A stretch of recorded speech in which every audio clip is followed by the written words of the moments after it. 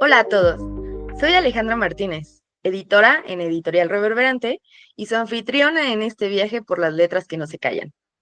Bienvenidas y bienvenidos a Reverberaciones Literarias, el podcast donde exploramos la literatura mexicana contemporánea a través de las plumas que la definen.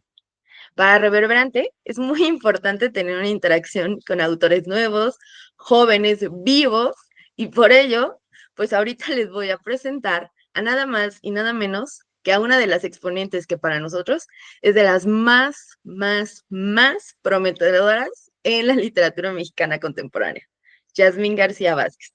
Bienvenida, Yasmín.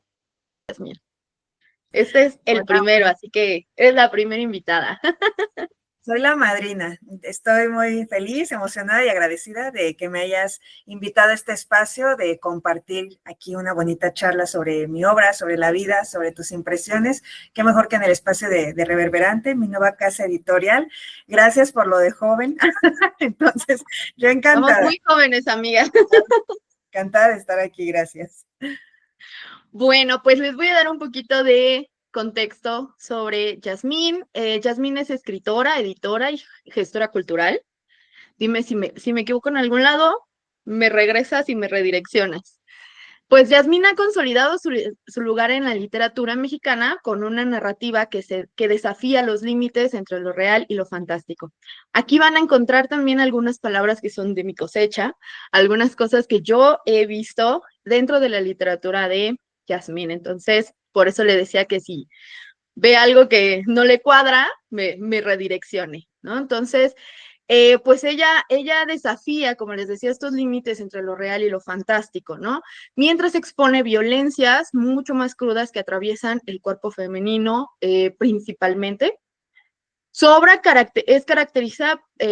característica, perdón, por una prosa visceral y atmósferas góticas y dialoga con autoras, de dialoga lo pongo en entre comillas, porque, porque estuvimos platicando y me parece que las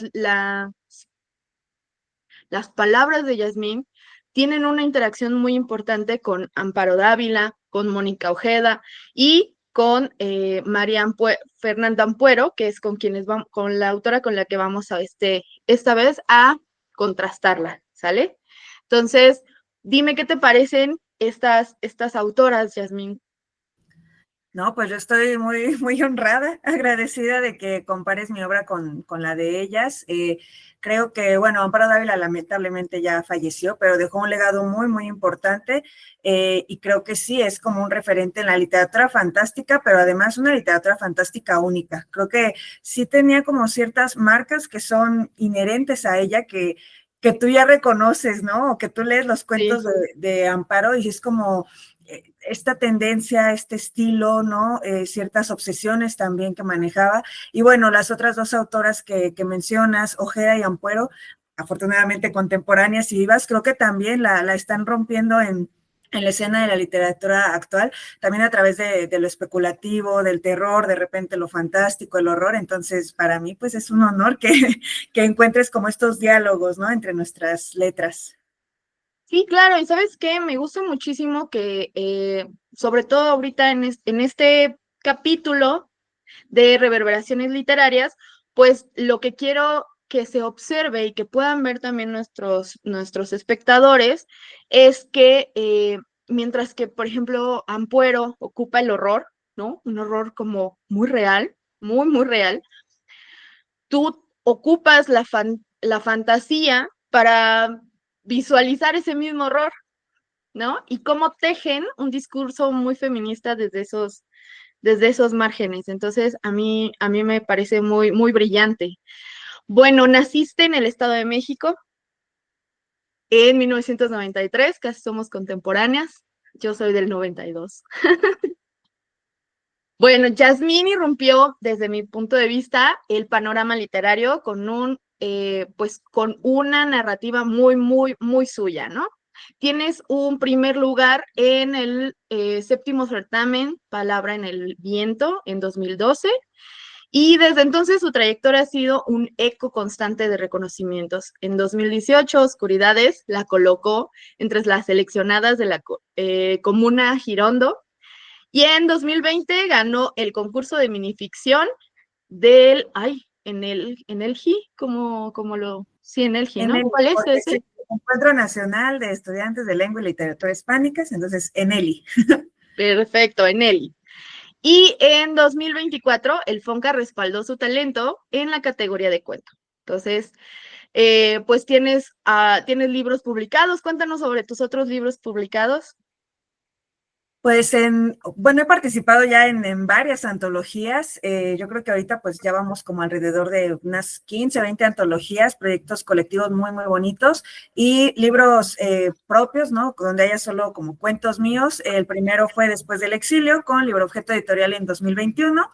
Después Aproximaciones desde el abismo, que yo siempre lo llamo un experimento muy personal, minificciones, cuentos, un poquito de prosa poética con La tinta del silencio.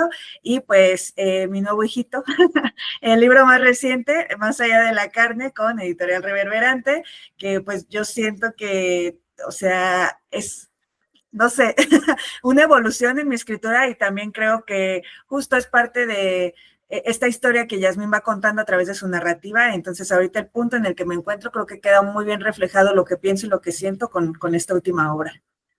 Excelente. Sí, no, pues para Reverberante ha sido un gran honor tener este libro, que es un conjunto de cuentos que ha sido aclamado por la audiencia, por cierto, ha sido de los más vendidos, porque fusiona el terror con una denuncia social, ¿no? Hay muchísimos relatos como No existen las brujas, que es mi cuento favorito definitivamente, donde, por ejemplo, en este cuento, la curandera, pues se transforma en una justiciera, ¿no? En una justiciera social. O en La Sed, que hay una vampira que hereda una maldición matrilineal. Es como un gran trabalenguas para mí esa palabra, ¿no? Pero justamente van a explorar como estas violencias que existen dentro de los cuerpos femeninos. También está el de, se me fue el de los ojos, La belleza de tus ojos, En sus ojos, ajá. en el que justamente la violencia también es hacia el cuerpo, ¿no? Hay una violencia, hay una incomodidad en el cuerpo, ¿no? Entonces, esa incomodidad la vive el lector y al final, bueno, te da una voltereta ahí de qué pasó con el cuerpo, entonces, bueno, es muy, muy interesante, ¿no? Vamos a encontrar algunos temas dentro de este libro como justo la violencia sexual, el abuso clandestino, la resistencia monstruosa, siempre va a ser con una mirada interseccional que va a interpelar al lector. No sé qué opinas al respecto de esto, de este pequeño análisis que yo hago sobre tu libro en general, ¿no? No, a mí me encanta, ya en un evento previo, también me hizo muy feliz escucharte porque justo nos compartiste un poquito de tu análisis de este cuento de No existen las brujas, entonces yo quedé encantada con todo lo que viste, porque mucho una como autora lo hace intencional, pero también es hermoso cuando desde la experiencia de cada lectora, lector, lectore, se van sumando símbolos o signos, ¿no? Entonces, a mí el análisis que hiciste me parece muy acertado y riquísimo justo desde la denuncia social, desde lo que implica ser mujer, desde el cuerpo, ¿no? Y ya en diálogo con las posibilidades que da lo especulativo, lo monstruoso, lo terrorífico, lo horrorífico. Entonces, sí, yo creo, estoy totalmente de acuerdo con lo que tú ves en mi obra y incluso, ¿no? Me encanta que encuentras más cosas, a lo mejor más allá de lo que yo había pensado imprimir, tú desmenuzas y ves más cosas, entonces eso también me hace muy feliz y creo que, claro, yo utilizo estos géneros, ¿no? Lo fantástico y el terror para escribir, pero es como que tienes una mirada lectora muy aguda y muy atinada al identificar, ok, sí, es fantástico, es terror, pero me está hablando, o sea, lo principal es la denuncia social. Entonces, Sí. totalmente. No, bueno, te agradezco por haberme leído, pues, por que dialoguemos al respecto y pues la verdad es que sí, ¿no? O sea, creo que parte de la maestría que tienen actualmente autoras como tú y como Ampuero en específico para el video y para nuestra causa del día de hoy, pues es justo eso, ¿no? Ocupar la narrativa desde espacios muy comunes, desde espacios que nos parecen cotidianos, tanto a nivel Latinoamérica como a nivel México, en este caso, entre tú y yo, para visualizarlo, ¿no? Visualizar lo que está pasando o visualizar con lo que hemos tenido que vivir durante toda nuestra vida y durante toda nuestra existencia como mujeres en espacios como estos, ¿no?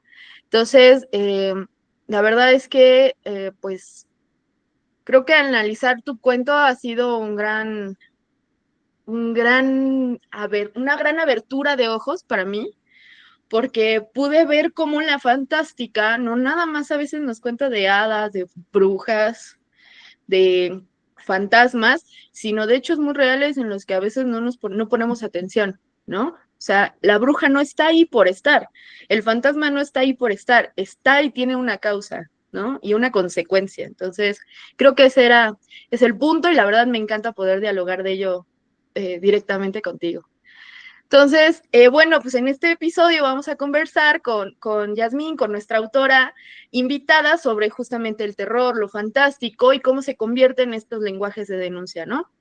Sobre los cuerpos que aúllan estas historias y sobre la delgada línea que separa a las víctimas de los monstruos en un mundo muy, muy patriarcal, ¿no? Entonces, porque, pues como dice una de sus protagonistas, y que es mi frase célebre actualmente, no existen las brujas, pero sí existe el diablo, ¿no? Entonces, bueno, pues espero que el día de hoy podamos descubrir juntos quién realmente es el demonio de tus cuentos, Jazz. Entonces, pues bueno, comenzamos con nuestra conversación y mi primer pregunta sería, ¿por qué escribir de terror o fantasía con una postura feminista? Ah, qué buena pregunta. Empezamos fuerte. Empezamos fuerte, empezamos fuerte. Yo te dije que venía con todo. Me encanta, me encanta.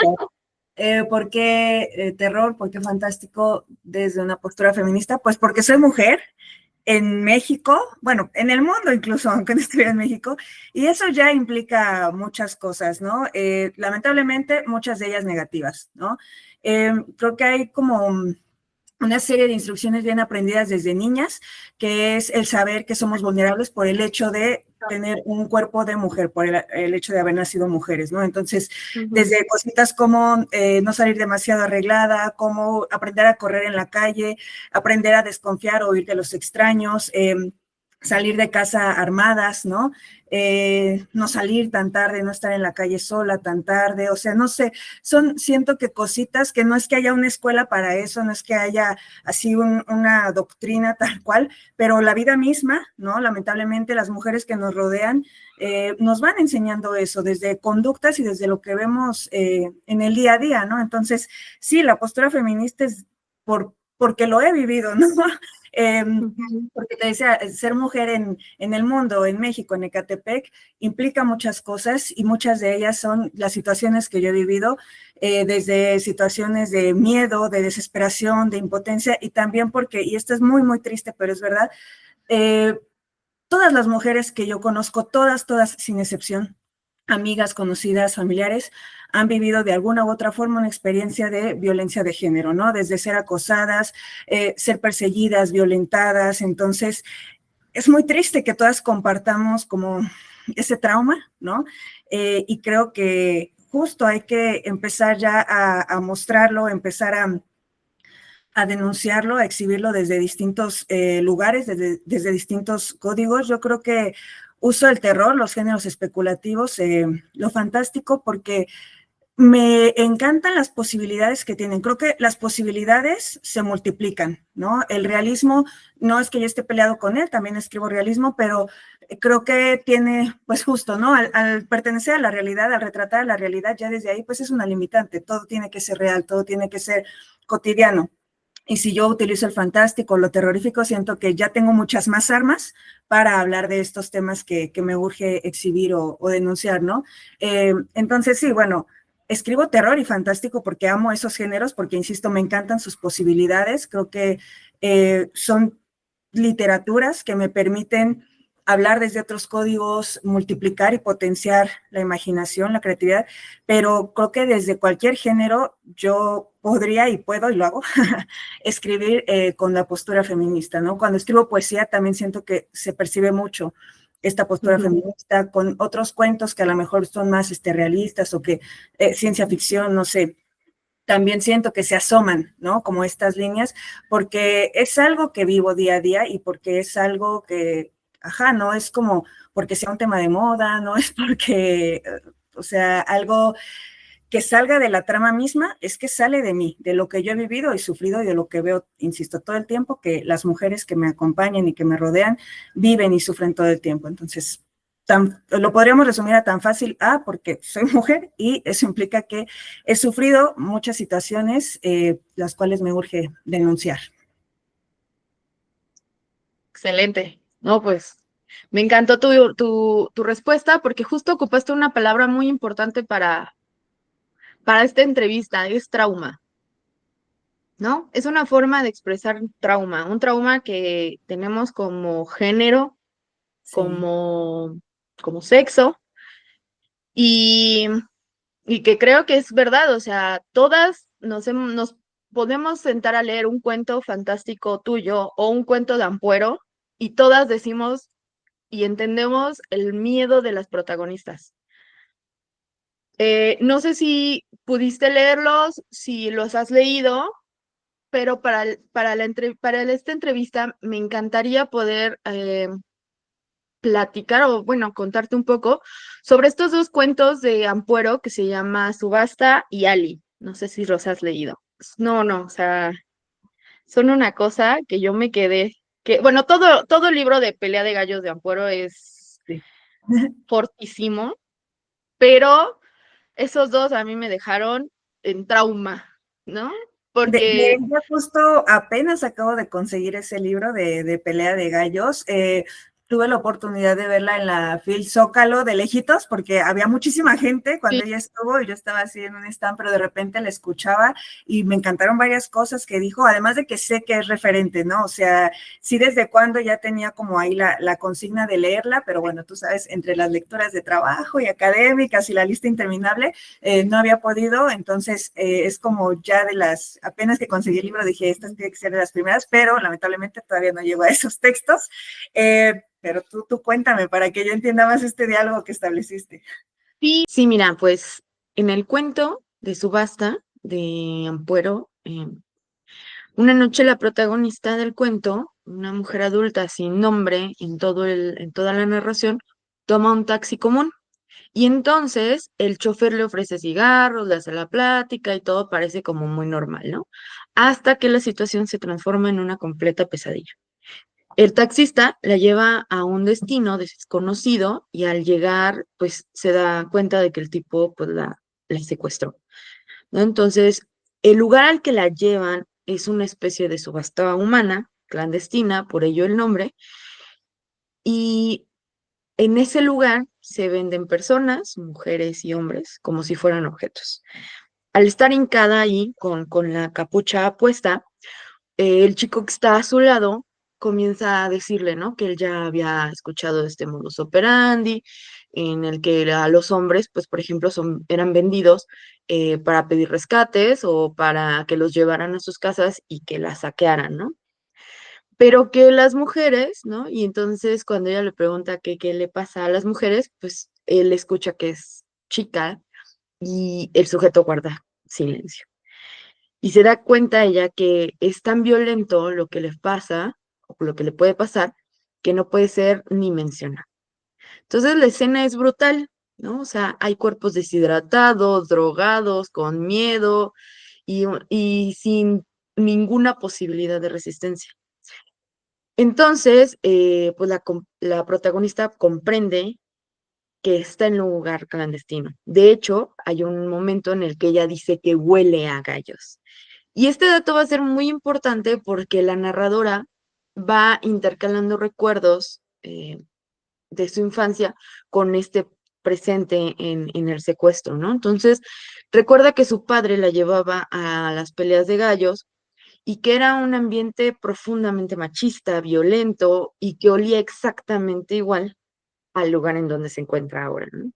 Entonces, en estas galleras aprendió pues dos cosas, que los hombres consumen cuerpos de animales o de personas con una naturalidad sorprendente y bastante alarmante, y que ella, al ser la única niña entre tantos hombres, pues no fue protegida. ¿No? O sea, que si hay niñas en esos lugares, lo menos que van a hacer son protegidos. En el caso de ella, incluso es ofrecida, pareciera que está ahí a merced, como carne de cañón, ¿no? Entonces, pues ese pasado se va a convertir em, en una herramienta de supervivencia, al contrario de lo que pudiese parecer, porque desde entonces, pues ella sabía que podía ensuciarse para no ser tocada. De hecho, de alguna manera se armaba poniéndose cabezas y excremento de los gallos ya descuartizados debajo de su falda para que los hombres la consideraran incomible.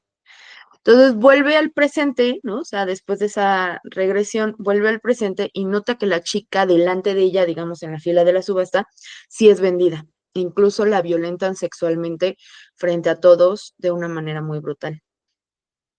Así que cuando llega el momento de ser exhibida ella ante los compradores, pues la protagonista decide ensuciarse voluntariamente. Defeca y se embarra con su excremento e incluso en un momento la golpean y al ser golpeada permite que su sangre la cubra. Entonces, en lugar de suplicar, se convierte en un monstruo que balbucea, babea, se retuerce, grita, se animaliza. Y entonces toda esta abyección pues tiene un fin, no ser deseable. Entonces la estrategia le funciona, los hombres la evalúan y la llaman monstrua, descompuesta y la desechan, ¿no? La bañan con agua fría y finalmente la sacan de la subasta y la abandonan en la calle como si fuera basura. La historia termina con la protagonista a salvo, pero pues no triunfante, ¿no? Ya está degradada de alguna manera, pero pues logra evitar la agresión, pero a costa de deshumanizarse por completo. Ahora vámonos con Ali, el segundo cuento, y pues este va a ser narrado por un grupo de trabajadoras del hogar que nos va contando la historia de su jefe. Es una mujer rica, buena onda, un poco rara, con un cuerpo poco atractivo, pero muy dulce, ¿no? Muy dulce. Todo el tiempo ellas están hablando muy bien de la niña Ali, así le dicen, ¿no? Entonces, al principio todo bien. Ali está casada, tiene dos hijos, un niñito bebé y una niña más grande a quien proteja de manera alarmante. Y entonces entra en escena su papá, don Ricardo, que llega de manera imprevista. No lo dicen de forma directa, pero todo apunta a que él agredió sexualmente de Ali cuando era niño. Entonces, la reacción de ella lo dice todo, ¿no? Tiene un ataque de pánico súper violento al verlo, se encierra en el baño, grita. Y entonces, a raíz de este hecho que la saca como de su estado natural, Ali empieza a cambiar, ¿no? Se aísla, no quiere ver a sus hijos, no quiere comer, le da terror cualquier hombre. De por sí ya le daban terror los hombres, de hecho, los hombres de servicio, pero bueno, ahora se intensifica y entonces las trabajadoras domésticas pues se dan cuenta de que algo anda muy mal. Después de eso, pues su familia hace lo que muchas familias, desgraciadamente, en estos contextos hacen, ¿no? Callarla, tapar el asunto. Incluso su madre, que se presume supo siempre la situación, la empieza a medicar como para que no estorbe, como para que se calme, como para que no diga nada y nadie habla del tema, ¿no? Entonces, Ali queda como una especie de fantasma, ¿no? Gorda, drogada, herida, vive como entre las sombras de su casa, encerrada en un cuarto, más bien encerrada en su cama, pero pues se acerca la Navidad y entonces Ali tiene como último momento, ¿no? Como un último momento de lucidez y sale a comprar regalos. Se va con las chicas precisamente de servicio, servicio doméstico, y ahí en pleno centro comercial, al decirles que ahorita viene, ¿no? Se sube al quinto piso y se autodesvive. Y pues sí, obviamente la familia nunca dice que pasa eso, siempre dice que fue un accidente y pues nadie quiere hablar realmente de lo que pasa, ¿no? Excepto las empleadas que sí vieron todo, que ya saben la verdad, ¿no? Y entonces, pues son despedidas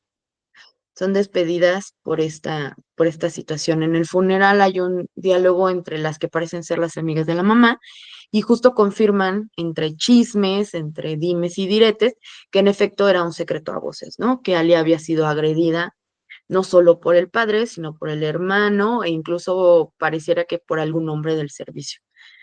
Y con esto nos dan la pauta de que su obsesión, eh, de que el cuarto de su hijita, Alicita, ¿no? Que siempre esté cerrado, ¿no? Y que en su casa no entrara ningún hombre. Entonces, el cuento va a terminar con una escena muy simbólica, porque al ser despedidas las chicas del servicio, pues lo único que hacen es voltear y ver a la hija de Ali, a Alicita, con una mirada de mucho miedo, de incertidumbre, como si yo hubiera heredado el miedo, ¿no? Porque aunque al parecer pues nadie le había contado nada, ella lo intuye, ¿no? Entonces, bueno, pues estos son los dos cuentos con los que me gustaría tener este diálogo con tu libro, porque si bien en tus textos todo esto que hemos estado platicando es una referencia constante a una realidad, a diferencia de Ampuero, pues tú ocupas muchos elementos fantásticos para decirlo y para representarlo, ¿no? En cambio, ella ocupa un realismo crudo, me parece. Pero definitivamente el terror es real en ambas. Se siente, es palpable y te deja con cierta sensación. Claro, a partir de elementos de narrativa muy distintos, pero bueno, con el mismo objetivo.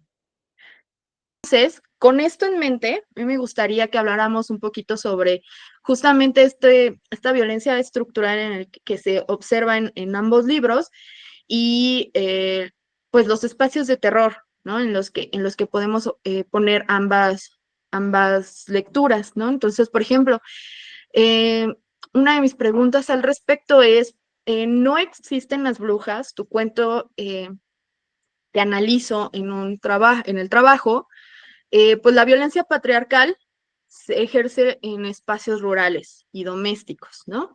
Muy similar a lo que pasa en Subasta con Ampuero y lo que pasa en Ali con el taxi, digo con el hogar, perdón, ¿no? Con su hogar. Entonces, ¿cómo articulas tú una realidad, una relación entre lo cotidiano y lo siniestro para denunciar estas violencias normalizadas? ¿Por qué elegir esos escenarios marginales como el pueblo? O incluso me estoy acordando también del cementerio en Cruz y Tierra. Sí, sí, sí. Bueno, creo que la relación entre lo siniestro y lo cotidiano, aunque no lo pensemos, está muy, muy marcada. Creo que sí. Lo que de verdad da miedo, lo que de verdad nos daña, lo realmente terrorífico está en el día a día. O sea, te digo, muy pocas veces viene de afuera, ¿no? O viene justo de los temas que yo trato. Es como una especie de metáfora de juego, porque realmente a mí me da mucho más miedo ver a un hombre en la noche que justo encontrarme con una bruja o con un fantasma o con un ser sobrenatural o extraordinario, ¿no? Lo monstruoso, y que más adelante yo creo que charlaremos de eso, si nos vamos a su etimología, ¿no? Monstruo, mostrare, los monstruos tal cual, los monstruos sobrenaturales, pues son como una revelación, ¿no? Nos están mostrando algo, incluso resultan como la maravilla. En cambio, lo cotidiano, lo mundano, lo que hacen estos criminales, estos violentadores, eso sí es terrorífico, ¿no? Eso ya ni siquiera es la maravilla, eso no es algo que nos quiere enseñar o mostrar algo, no es ningún tipo de revelación, eso es tal cual la degradación, la falta, ¿no? Hacia otra vida, hacia otro cuerpo. Entonces, Sí, yo no creo que esté separado la cotidianidad de lo siniestro. Creo que la cotidianidad es súper siniestra y creo que, te digo, lo que Ujú. realmente nos quiere y lo que realmente da miedo, lo verdaderamente terrorífico, viene del día a día, de lo cotidiano, de las relaciones familiares, de las relaciones laborales, de la sociedad, del entorno cercano, de las comunidades. Entonces, en ese sentido, yo no creo que sea forzado, ¿no? Que lo siniestro... tenga como este diálogo a la vez con lo cotidiano, pero también con lo extraordinario, ¿no? Porque siento que todo depende de la mirada, entonces, ya sea que lo deformemos con la mirada, lo traduzcamos con la mirada, lo que nos pasa en el día a día puede ser igual o hasta más siniestro que lo que imaginamos, ¿no? En estos escenarios fantásticos. Y sobre los espacios, creo que hay una doble intención. Espacios marginales para remarcar la naturaleza y la situación de mis personajes, porque la mayoría, si no es que todos mis personajes no vienen de entornos privilegiados, ¿no? Desde su naturaleza, su construcción, constitución, su actuar, no es para nada desde el centro, es siempre desde una orilla, es siempre desde la oscuridad, es siempre, sí, desde lo marginal, incluso muchos son escenarios que representan más la carencia, ¿no? Muchas veces la ignorancia, ¿no? La ausencia de todo, de leyes, la ausencia de comodidades, la ausencia de una red de apoyo, la ausencia de algo tan inmediato como comida y otros elementos, ¿no? De calidad de vida. Entonces, primero, espacios marginales para remarcar la naturaleza de mis personajes, la situación en la cual se encuentran y también por mi realidad misma, porque creo que yo casi siempre me he manejado desde las periferias. Yo decía hace ratito, ¿no? Pues vivo en Ecatepec y súper marginal, ¿no? Primero desde todos los estereotipos de que pues Ecatepec casi casi lo ven como Mordor, un sitio oscuro donde solo hay violencia, ¿no? Y también porque mi familia paterna, bueno, tanto la materna como la paterna no vienen de ciudades, sino justo de ranchitos, de escenarios rurales, pero en específico, mi familia paterna viene de Hidalgo. Entonces, muchas de mis historias yo me las imagino pasando en callejones oscuros, en barrios como Ecatepec, donde vivo, o en estos lugares, ¿no? Que están lejos del centro. Sí, estos escenarios rurales como Hidalgo, que son, hablando como de los paisajes, sitios hermosos, pero en cuanto a las estructuras sociales, hay un nivel de machismo terrible y hay una violencia todavía que se sigue perpetuando hacia la mujer, ¿no? Yo cada que voy a ese pueblito que amo en Hidalgo, me sigo enterando de más historias terribles que le han pasado a las mujeres de ahí, ¿no? Mujeres de mi familia o conocidas, ¿no? Justo de mujeres que han sido o que fueron o que siguen siendo sus propios padres,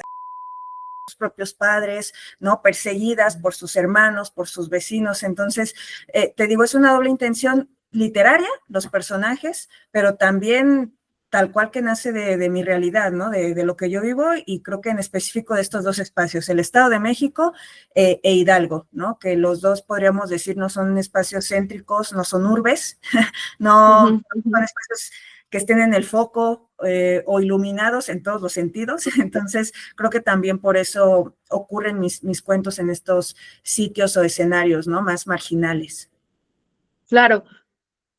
Ok, entonces sí hay una intención también desde lo individual, ¿no? Desde ti como autora para darle foco a esos espacios, darle cabida a esas historias que de alguna manera, como dices, son muy personales, pero que de forma general es como si tomara solo una muestra, ¿no? Y creo que todas cambiaríamos solo ciertos elementos, solo, pues no fue en el rancho, fue en la selva, ¿no?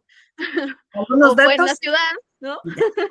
Pero es una historia muy similar, ¿no? Claro, y esto que decías de tener que escondernos en la primera pregunta que te hice, de tener que escondernos de esta herencia de cuidados, justamente me parece como que hay espacios dentro de pues de nuestra sociedad en las que o hay muy pocos espacios dentro de nuestra sociedad, ahorita que lo pienso, en los que no tenemos que ocupar ese tipo de estrategias, ¿no? Como en el caso, por ejemplo, de la protagonista de Subasta, que bueno, ya lo lleva a un extremo porque está viviendo una situación de mucho extremo, pero que sí nos ha tocado ser, sabes que tienes que ser menos llamativa, si tienes que verte un poquito fea, ¿no? Entre comillas, la palabra, para no llamar la atención, ¿no? Yo me acuerdo que a mí me consideraron desde muy chiquita muy llamativa y entonces todo el tiempo era escondan Ale, no, Ale no puede salir en short, ¿no? Ale no puede salir, pues arreglada, ¿no? Porque llama la atención, ¿no? Entonces, claro, me gustó lo que dijiste sobre los espacios, que son como muy tuyos, muy tuyos. Sin embargo, podríamos colarlos y cualquier otra mujer diría lo mismo, ¿no? O sea, cualquier otra diría lo mismo. O sea, yo lo diría desde la ciudad, porque a mí sí me tocó vivir completamente en la ciudad y es una selva de asfalto terrible, ¿no? Entonces, pues sí, sí, comprendo completamente eso. Ay, bueno, fíjate que justamente en esta parte que estabas platicando sobre tus tías, sobre tu abuela, ¿no? Que ellas te cuentan, en el pueblo te han platicado de un montón de gente. También me gustaría que platicáramos justamente sobre estos círculos de violencia, ¿no? O sea, como esta herencia del trauma que podemos observar, por ejemplo, con Ampuero, específicamente en Ali, ¿no? Que le hereda este miedo a su hijita, a Lisita, hacia el padre, ¿no? Y pues en tu libro, justamente como que, no sé, tú dime, a mí me parece que la abuela o bueno, esta abuela vampiro, esta abuela Nahual, Vampiro, Nahual la, Bruja. sí, ay, siempre se me olvida cómo le dice a Tlahuelpuchis, ¿no? Es una Tlahuelpuchis. Tlahuelpuchi, ¿cierto? Pues cómo muestra que transmite también este don de generaciones, ¿no? A través de las generaciones. Entonces, eh, ¿por qué insistes o por qué la insistencia, me encantaría escucharte, en que el trauma no se va a romper, sino que se va a transformar? ¿No? ¿Te parece que la literatura fantástica es un medio para denunciar esta perpetuación constante de generación en generación? Yo quiero creer que el trauma sí se rompe, pero con base en lo que he visto, tarda mucho en romperse, generaciones, o sea, vidas enteras, años y años y años. Creo que antes de romperse, tristemente, primero se hereda. Primero se hereda. Tengo un texto que pueden encontrar en la red que se llama El miedo rosa. Y justo hablo de eso, de algo que sí pasó, ese es más como crónica, totalmente basada en algo que yo viví, que tenía yo como a los 18 años, y entonces fue cuando empecé a detectar esto que platicábamos de el miedo rosa es algo muy de las mujeres y siento que es un miedo con el que ya nacemos o que se nos hereda, como si lo sustrajéramos de la leche materna cuando nuestras mamás nos amamantan, de la voz de nuestras abuelas cuando nos hablan, o sea, es un miedo muy propio de nosotras porque son estos actos que adoptamos ya, ¿no? Que ya se nos quedan súper grabados antes de salir a la calle o al regresar a la calle o cuando vamos caminando en la calle y que solo nosotras tenemos que hacerlos, ¿no? Para sobrevivir, ¿no? O sea, no sé, no me gusta tampoco generalizar, pero ejemplos muy, muy básicos, un hombre para salir, bueno, se baña, ya se viste, se arregla, agarra sus cosas, se sale. Por ejemplo, en nuestros casos, yo recuerdo que en mi mochila tenía que alistar el gas pimienta, tenía que justo ver, no salir demasiado maquillada y entonces ver qué zapatos llevo, son los adecuados, me van a dejar correr si necesito correr. Entonces son como estas cosas que a lo mejor los hombres no piensan antes de salir de casa, Claro. ellos saben y voy a empezar mi día. Yo antes de salir de casa sí pienso en todo eso, cuando regrese va a estar oscuro, voy a necesitar correr, voy a necesitar esconderme, no sé, o sea, todo es como básicamente prepararte para una posible amenaza de muerte que enfrentamos día a día. Entonces, ese es el miedo, Rosa, que siento que sí, primero se hereda antes de poder romperse, ¿no? Yo de mis tatarabuelas, bisabuelas, abuela y madre, he heredado este miedo y no es algo que ellas hagan intencional, es algo que te digo, ya lo adoptamos inherente al ver a lo mejor que el abuelo golpeaba a la abuela, al ver cómo mi mamá fue violentada, al ver cómo mi tía, entonces es como, pues sí, son mujeres, yo soy mujer, empiezo como, Tengo que hacerlo. ¿no? En automático adoptar todos estos pensamientos y conductas que no son para nada bonitas, pero que lo hacemos, ¿no? Caminar al lado de la banqueta donde hay más luz o de la orilla, saber en qué situación correr, o sea, no sé, muchas cosas. Entonces, no es que yo crea que no se puede romper el trauma. Yo quisiera creer que sí, pero también sé que tarda mucho, que lamentablemente no es inmediato, ¿no? Te digo, tarda incluso vidas y generaciones. Y sobre si la literatura, bueno, si lo fantástico es el medio para denunciar, dijiste, ¿sí, no? Ujú. Sí, para denunciar esta perpetuación constante que vivimos. Yo creo que sí. No es el único medio, pero sí es, creo que un medio que nos brinda las herramientas, la visión y las posibilidades para hablar de ello, exponerlo y sí para denunciarlo, ¿no? Insisto, durante mucho tiempo se pensó que a lo mejor lo especulativo, lo fantástico, no te daba las herramientas para exponer o hacer crítica social, y yo creo que sí, insisto, ¿no? Incluso para mí, creo que multiplica las herramientas, y creo que sí, desde lo fantástico, lo terrorífico, yo puedo denunciar, ¿no?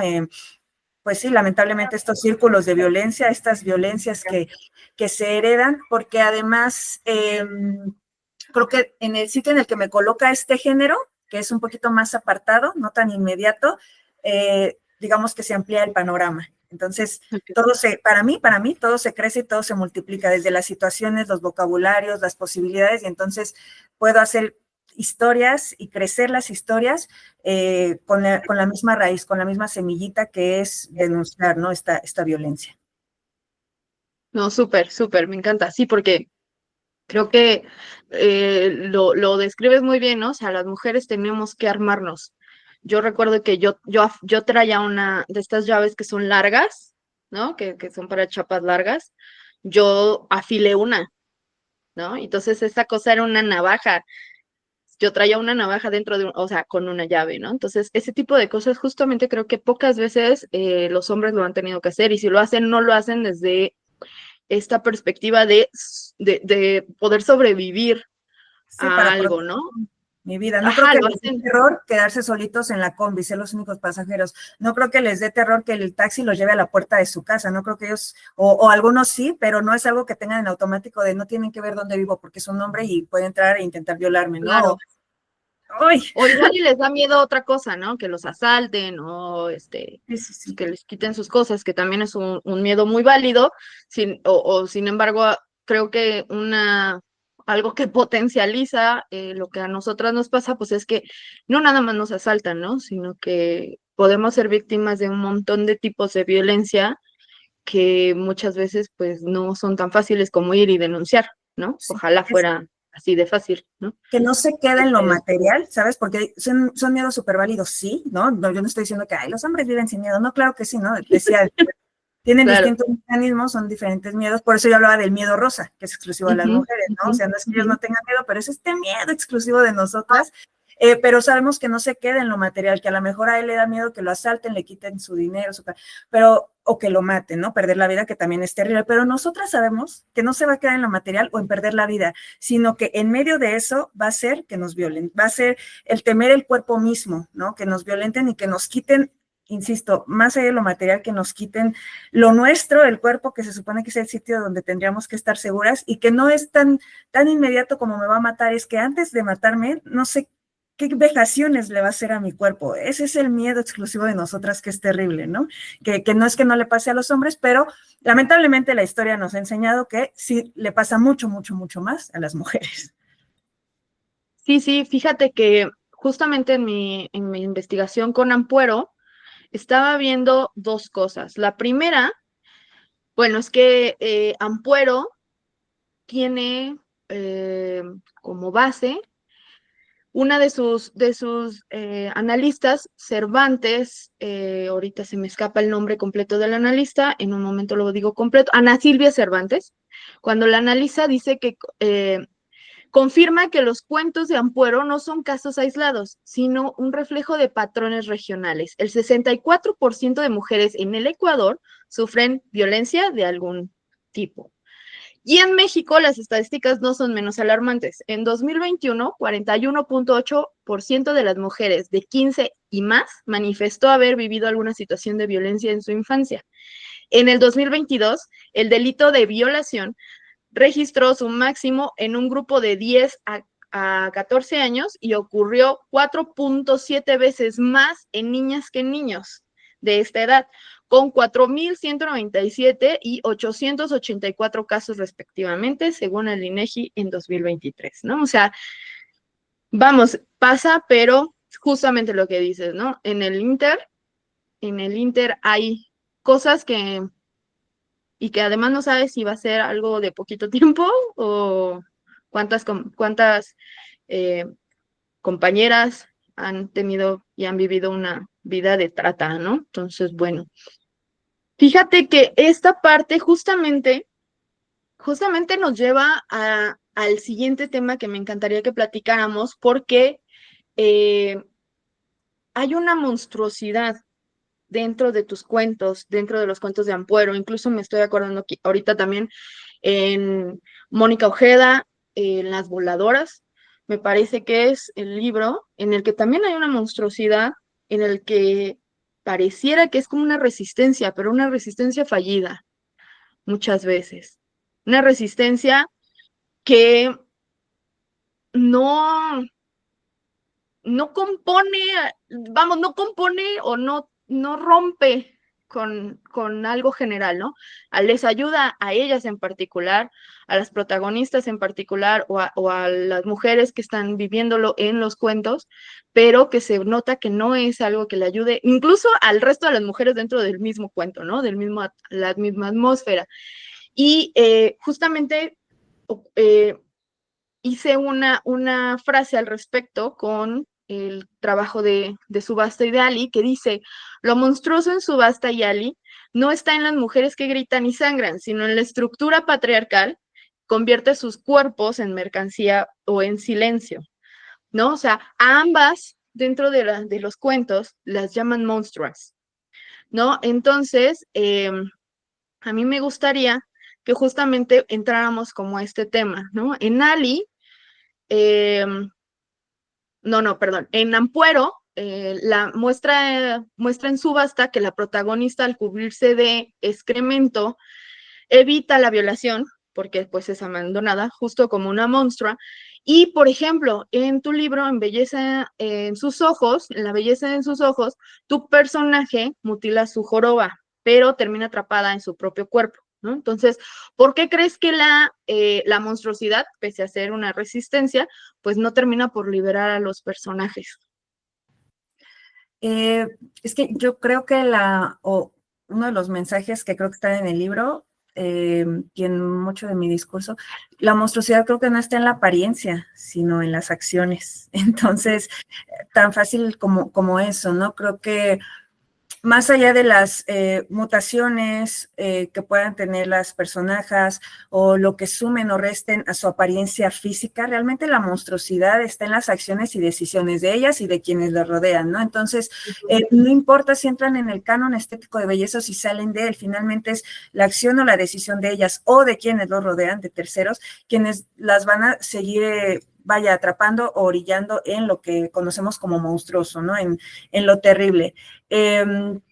Pienso, por ejemplo, el haber sabido lidiar con un defecto que quizá no era tan grande, pero que la sociedad lo remarcaba, es grandísimo y por eso ya no vas a brillar, orilla a este personaje en La belleza en sus ojos a convertirse ¿no? En este gran defecto, quiere deshacerse de algo y termina atrapada en la monstruosidad, pero la monstruosidad no es tanto justo su apariencia, física, esta joroba deforme, sino justo sus acciones y sus decisiones, ¿no?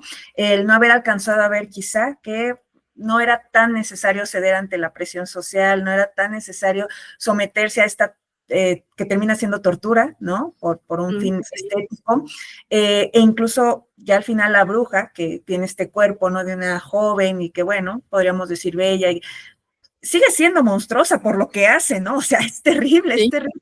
Entonces, sí. Creo que va por ahí. Creo que no se liberan, las personajes de estos cuentos no se liberan de la monstruosidad, porque la monstruosidad no está afuera, sino que está adentro, ¿no? Entonces las va a perseguir. Porque no importa qué tanto excremento las cubra, qué tan feas quieran verse, la monstruosidad está marcada pues desde su sexo, que eso las vuelve blancos, ¿no?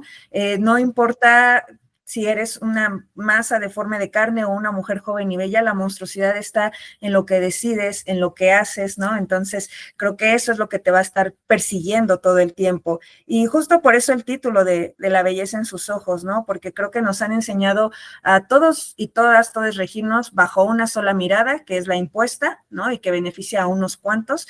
Y de repente se nos olvida que las cosas pueden ser bellas o feas, ¿no?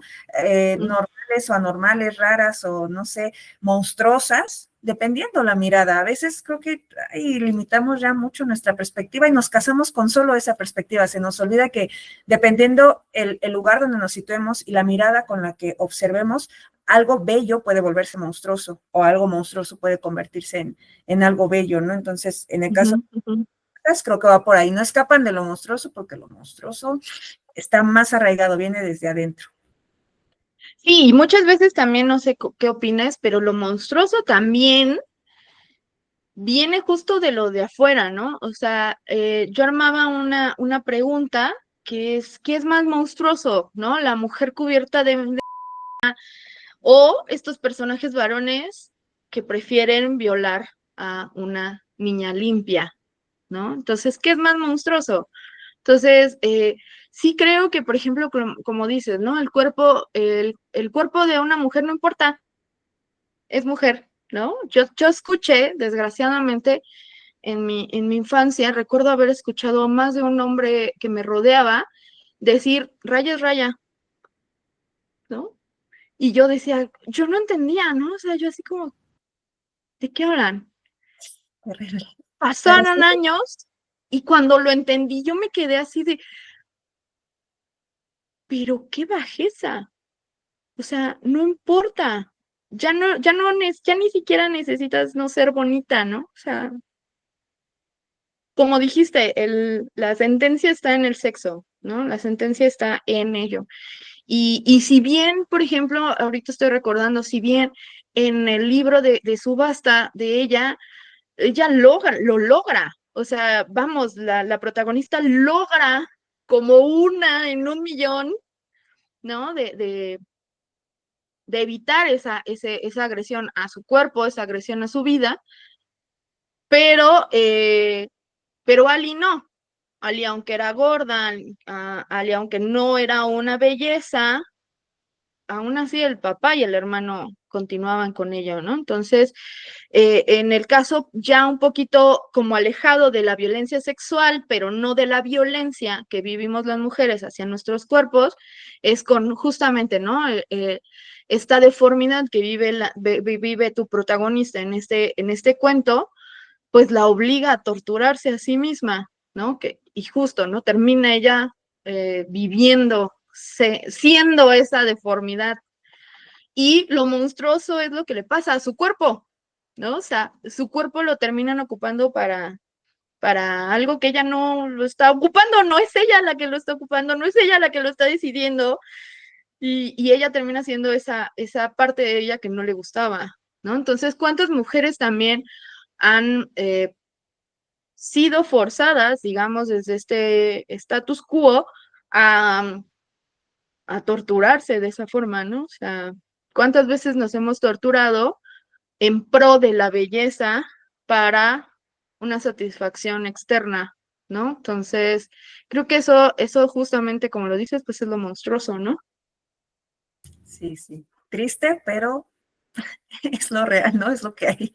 Por eso te digo, es que siento que lo fantástico y terrorífico no escapa de la realidad, ¿no? Todo el rato que llevamos charlando finalmente sale a relucir esto que decimos, sí, pues es lo real, es lo que existe, ¿no? Es lo que Entonces, pasa. sí, la invitación es pues a no como quedarnos en este sitio oscuro de pues ya, así va a ser y así tiene que ser siempre, no. O sea, buscar más posibilidades, ¿no? Justo. Sí, justo la resistencia, ¿no? O sea, identificar que, bueno, a veces hay monstruosidades que eso nos fallan, digamos, en este sistema como una resistencia, pero existen y están y seguimos siendo parte de ellas y podemos tomarlas como una bandera, ¿no? Desde ese punto. Fíjate que ahorita que estamos justamente platicando de esto del cuerpo, ahorita estaba revisando un trabajo y hay una parte que cito a Rita Segato, por cierto, si no la has leído, es buenísima, si ya la leíste, estarás estarás conmigo en que es una super maestra, ¿no? Y bueno, dentro de esta, para quienes nos están viendo, pues esta teórica lo que dice es que el cuerpo de las mujeres es el primer territorio de conquista, ¿no? Y lo sabemos, durante muchísimos años, la forma de conquista de un pueblo era conquistar tierras, idioma y mujeres, ¿no? O sea, las mujeres éramos parte de un producto que se tenía que conquistar para poder perpetuar una herencia, ¿no? Entonces, pues la violencia sexual justo funciona como una herramienta para disciplinar cuerpos femeninos y sostener estas jerarquías raciales y clasistas, ¿no? Entonces, eh, justo no existen las brujas, ¿no? Convierte al cuerpo de esta niña en un campo de batalla, a mí me parece. Y en la SED, el cuerpo es como este archivo de trauma, ¿no? No sé qué opinas. O sea, el cuerpo de ella y el cuerpo de su mamá y el cuerpo de la abuela, sí son como este archivo de lo que va pasando, de lo que cada una tiene que vivir, de que la abuela murió a partir de los cazadores, ¿no? De todo esto. Entonces, me gustaría preguntarte justamente cómo es que dialoga en tu obra esta idea del cuerpo femenino como un territorio. Sí, y tristemente creo que es un territorio ultrajado. ¿Un territorio Históricamente, qué? ultrajado, ¿no? Ujú. Históricamente ha sido un territorio que se ha ultrajado una y otra y otra y otra vez. No es un territorio seguro, no para nosotras, tristemente.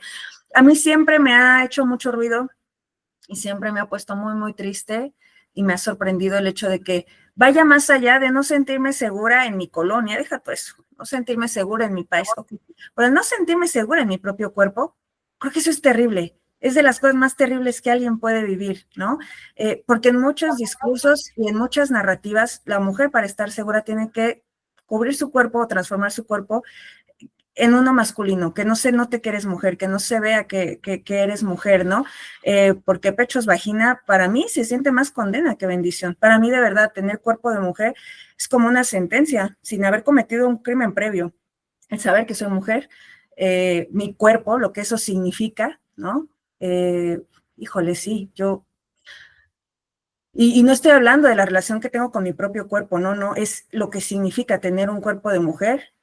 Para mí sí, lo siento más condena que bendición, ¿no? Es como todo el tiempo tener este blanco atrás de en cualquier momento por el hecho de que tienes el sexo femenino, ¿no? Fíjate que Entonces, de eso, uh-huh. una de mi bisabuela, fue mi bisabuela por parte de mi mamá, una de mis bisabuelas, fue huérfana, o sea, era una niña japonesa huérfana que aquí en México, México japonesa, y y bueno, vivió de todo, ¿no? Y me acuerdo que cuando nacíamos, o sea, nacía una niña, a ella se lamentaba. Ella decía, ay, pobrecita, es mujercita, nada más vino a sufrir. Y yo me quedaba así como, al principio no entendía, al principio me dolía mucho escucharla decir eso, pero cuando me contó su historia y todo lo que tuvo que sufrir, vivir y demás, dije, claro, por supuesto, tiene razón, o sea, y coincido contigo completamente. Sí, yo recuerdo un exnovio que tuve una vez, llegamos ya muy, muy tarde aquí por donde vivo, yo bajo en la central de Abasto, que está oscurísimo, ya después de las 8, nada. Recuerdo que nos bajamos de la combi y los dos teníamos miedo porque pues, sí está feíto, pero yo tenía mucho, mucho miedo y recuerdo que me puse la capucha de mi sudadera, ¿no? Me amarré el cabello, me puse la capucha de mi sudadera y lo puse así como guango y él me dijo, ¿qué haces? Y yo le dije, es mucho, mucho más fácil que se acerquen a hacernos daño si ven que es una mujer y un hombre, o sea, ¿con qué hay una mujer? A que si ven que somos dos güeyes. Si somos dos hombres no corremos tanto peligro a que si ven que soy mujer.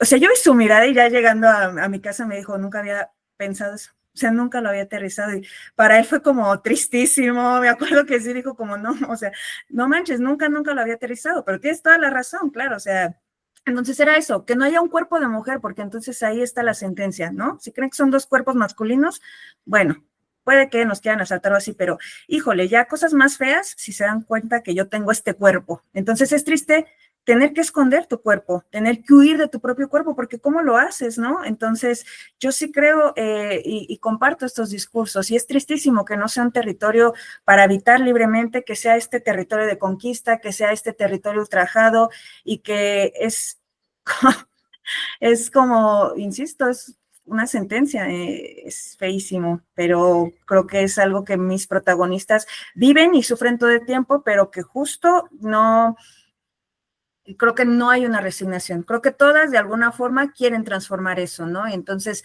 ya sea a través de estas convulsiones, a través de buscar la salida, a través de esta transformación, ¿no? Con herramientas fantásticas, a la mejor transformación a ave, a nahual, a través de yo misma parir mis herramientas sin necesidad de otro cuerpo externo, ¿no? En la sed, creo que buscan resignificar, ¿no? Y ya no lamentar el cuerpo, sino justo volver a nombrarse desde el cuerpo, ¿no?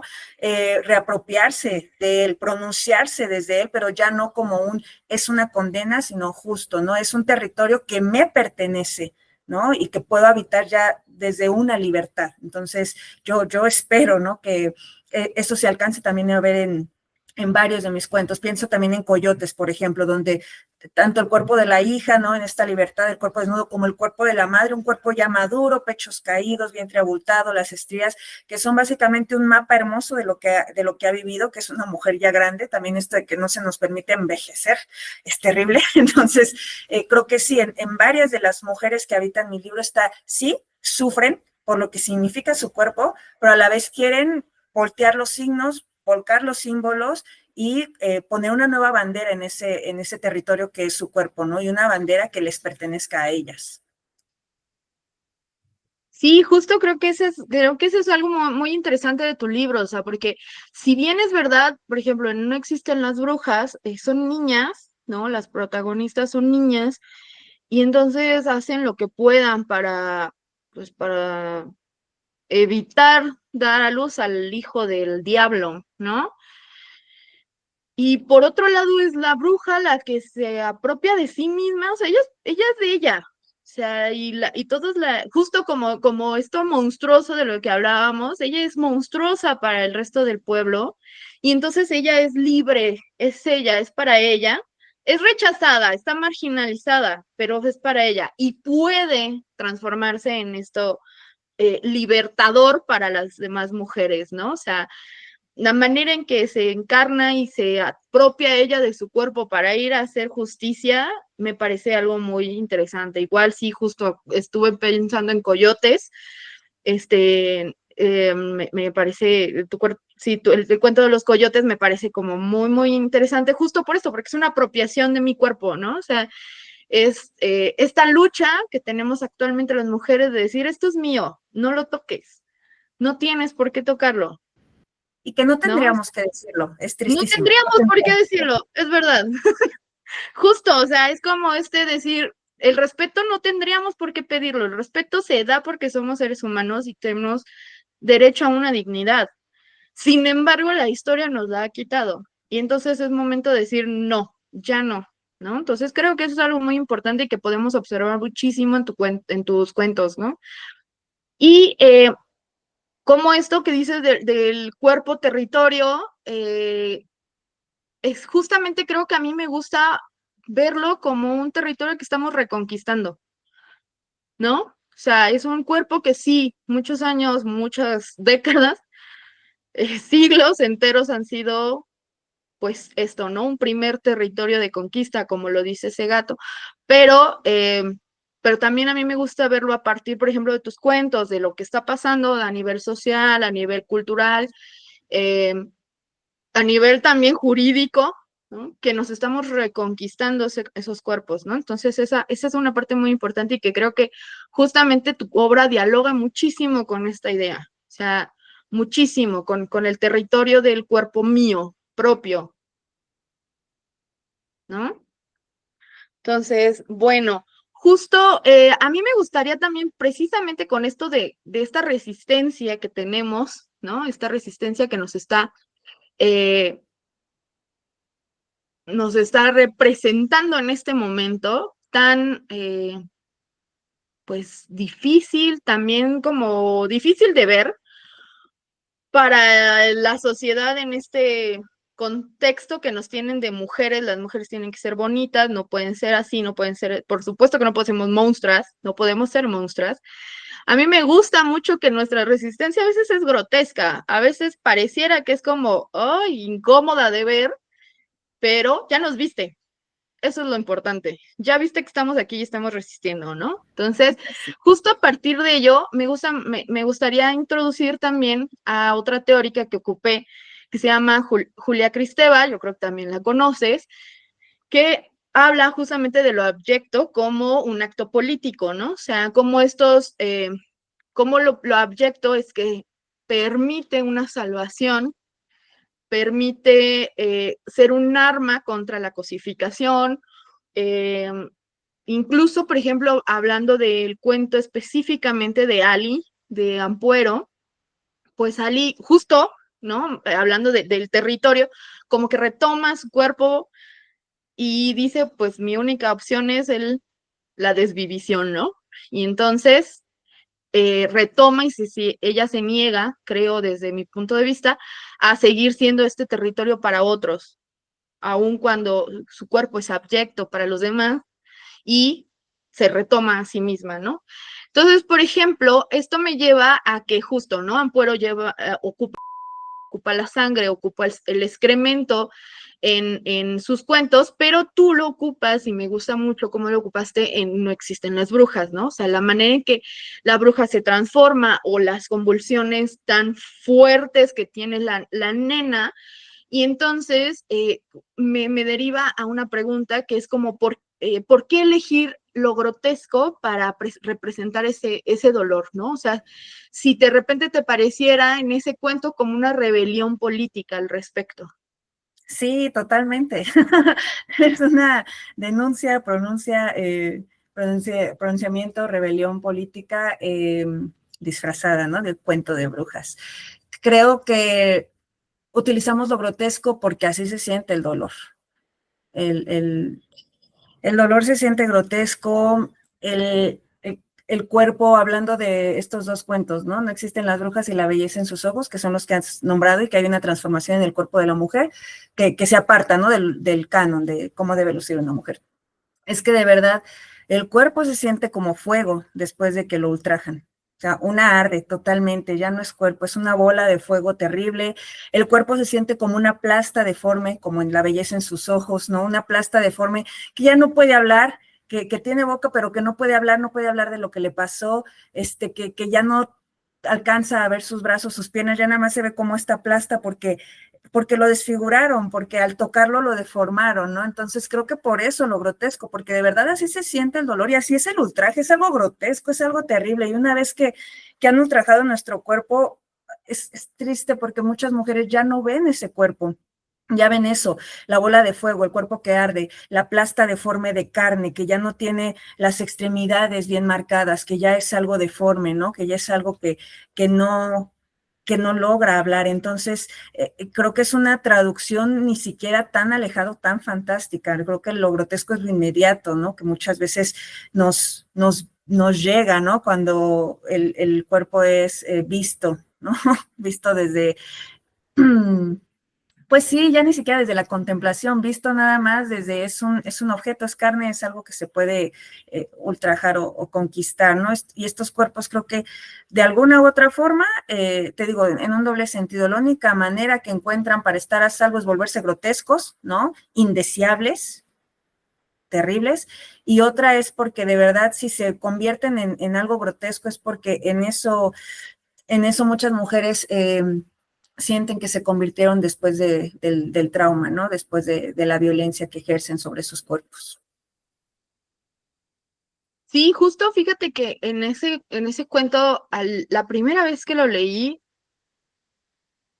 tuve que volverlo a leer, ¿no? El de No existen las brujas, porque la manera en que la nena se retuerce al final es tan triste, pero al mismo tiempo doloroso, y no sé, pero no sé cómo lo reciban otras personas. Yo espero que otras personas te lean y puedan compartirnos como el cómo recibieron esa imagen específica de la nena retorciéndose y recreando el momento del ultraje que vive, pero sientes el enojo. O sea, yo sentí una, un coraje terrible, ¿no? O sea, decir, es que en eso no se convierte, en una bolita de carne sin que le quitaron su dignidad.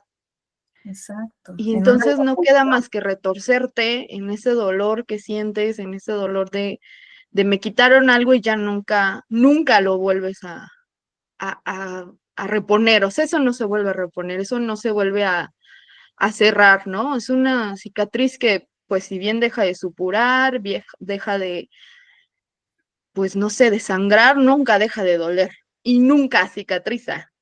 no, Entonces, porque es es el cuerpo como, mismo y toda la vida vamos a ver ese cuerpo y yo espero, por eso decíamos hace rato, ¿no? Yo espero que sí, que el trauma no se quede ahí, ¿no? Que este miedo no se herede, que se transforme, pero es todo un proceso, ¿no? Entonces, ojalá pues pronto tengamos más herramientas para que sea más rápido, pero a veces es lentísimo el volver a ver el cuerpo y no seguirlo viendo como esta herida, ¿no? Como esta herida abierta. ujú, ujú, Terrible, es como todo el tiempo cargar con la herida y que la herida soy yo misma. ¿Cómo escapo de mí sí. misma? ¿No? Y cuando yo me he convertido en la herida y ese cuerpo, ese cuento además a mí me parece, sí, muy tristísimo y justo que refleja esta furia, como dices tú, esta ira y este enojo que pasas de sentirte indignada, frustrada, triste, a después enojada y que además las mujeres, porque se vuelve de repente un espectáculo, ¿no? Como muchas veces pasa, la niña retorciéndose se vuelve un espectáculo para el pueblito.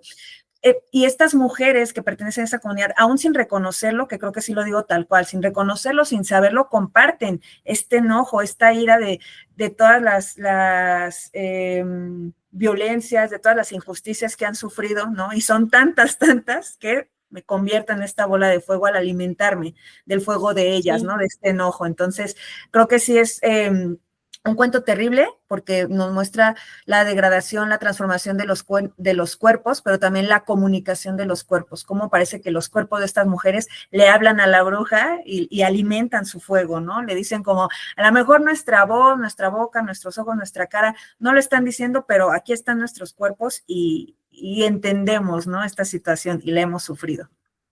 No, incluso me encanta cómo lo cierras, ¿no? O sea, espero no spoilear a nadie, pero dice, me elevo aún más, soy el ardor de todas ellas acumulado y es tanto, tanto, o sea, me encanta la repetición, es tanto, tanto que me convierto en una bola enorme de fuego. El mundo está a punto de arder. O sea, el mundo, no solo el pueblo, es el mundo, porque el mundo entero ha pasado y ha vivido lo mismo, ¿no? Y justo, sí, sí, sí, creo que compartimos entonces el hecho del enojo. Yo te lo juro, yo estaba enojada, yo estaba indignada, o sea, y pensando todo el tiempo en, fuck, en este momento seguramente alguna niña está viviendo eso. O sea, y, y, y es algo horrible y es algo que seguramente alguien más sabe y no está haciendo nada al respecto, ¿no? Entonces, es justo en estos, y lo peor es que es en espacios comunes, es en el espacio interno muchas veces, ¿no? En lo que le llaman, eh, hay el micro, ay, se me fue, aquí lo tengo. El microespacio, me parece, tú te sabes, la microfísica, la microfísica. En la microfísica, o sea, porque existen las dos, ¿no? La macrofísica, que es como lo externo, y la macrofísica, que es todo lo interno, que puede ser el hogar, puede ser la escuela, pueden ser cosas como muy cotidianas, muy tuyas, muy de tu entorno, muy cercano, en el que es en donde más pasan, ¿no? O sea, en el día a día, en donde convives día a día, En lo familiar, ¿no? ujú, en lo familiar. Y fíjate que a mí me gusta mucho cómo, por ejemplo, justo, y voy a mi siguiente pregunta, porque es justamente sobre la subversión de lo cotidiano, ¿no? O sea, En Subasta es un taxi el que se vuelve el escenario de terror en el que ella es secuestrada y quien la lleva a este mundo tan horrible, ¿no? No existen las brujas, pues se irrumpe, lo fantástico lo irrumpen en una choza rural, común, corriente, que yo creo que todos hemos tenido algún acercamiento a este tipo sí, de estructuras. Y en Reilete es un panteón infantil, ¿no? Se vuelve lo que se vuelve lo siniestro, ¿no? Entonces me encantaría preguntarte cómo exploras esta tensión entre lo familiar y lo terrorífico, que bueno, ya hemos platicado un poco al respecto, pero justo me gustaría que platicaras también sobre qué simboliza esta ruptura, ¿no? O sea, cómo lo planteas. Sí, yo creo que un poquito lo mismo que decíamos con lo cotidiano y lo siniestro, ¿no? Lo familiar por sí solo muchas veces ya es terrorífico, sin agentes externos, o sea, lo familiar, lo cercano muchas veces se vuelve terrorífico. Tú lo dijiste muy bien hace ratito, desde nuestros círculos inmediatos, desde nuestros lugares cercanos, que se supone que tendrían que ser nuestros sitios seguros, desde ahí ya se está gestando el terror, ¿no? ¿Cuántas de estas violencias se perpetúan no por alguien extraño, sino por el padre, el tío, el hermano? Y lo peor, que también lo mencionaste hace ratito, es que la familia sabe y no dice y no hace nada, ¿no? Entonces, yo, la verdad, yo ya me cansé, ya me cansé de estas cenas familiares donde se sabe que está ahí alguien que dañó a una o dos o varias niñas, mujeres de la familia, y que es secreto a voces, ¿no? Y que además es como, la sangre ya no se vuelve signo de protección, sino justo, ¿no? De condena, voy a lo mismo, ¿no? Es como, como es alguien de tu sangre, pues no podemos condenarlo, no podemos enjuiciarlo. Pero entonces creo que estamos ya sobrevalorando o no entendiendo el significado de la familia, ¿no? O sea, no, creo que familia no tendría por qué significar solapar abusadores. Yo prefiero romperlo, tú dijiste también la palabra ruptura y me encanta, prefiero romper estos lazos que más que lazos se sienten como nudos que te ahorcan, prefiero romperlos y que digan fracturé a mi familia y lo prefiero para proteger a mis sobrinas, para proteger a las niñas que vengan de mi familia, que se sientan seguras en una cena familiar, en una Navidad, y que yo no tenga que estarlas cuidando, que yo no tenga que estar cuidando al violentador. Entonces, sí, lo familiar desde la escuela, desde el hogar, ¿no? Lo más íntimo muchas veces se vuelve terrorífico, insisto, ya sin un agente externo, ¿no? Y creo justo que lo especulativo también nos brinda estas herramientas de transformar lo familiar a través de lo externo, ¿no? A través de, bueno, te voy a hablar de fantasmas y de brujas y de monstruos, pero te estoy hablando de cosas súper familiares, te estoy hablando de cosas cotidianas y cercanas. Lo que estoy haciendo es concederles otros símbolos, otros signos, lo que estoy haciendo es concederles otras máscaras que te ayuden a ti a procesar de otra forma este mensaje, que es el mismo mensaje que te vienen diciendo otros discursos, pero que a lo mejor, como las viste ya con la misma cara, ya no pones atención. Entonces, yo te los presento con otra cara, para que te impacten, te sorprendan, te asusten, pero para que al final entiendas que es lo familiar, lo que está detrás de esa máscara, detrás de esa bruja, de ese fantasma, de esa joroba, de ese monstruo, de esa vampira, es lo familiar, es lo cercano, ¿no? Y creo que justo en estos círculos íntimos donde se gesta lo terrorífico, es de donde tenemos que empezar a observar con más detenimiento, a denunciar y atacar, ¿no? No sé, resignificar muchas palabras como familia, hogar, ¿no?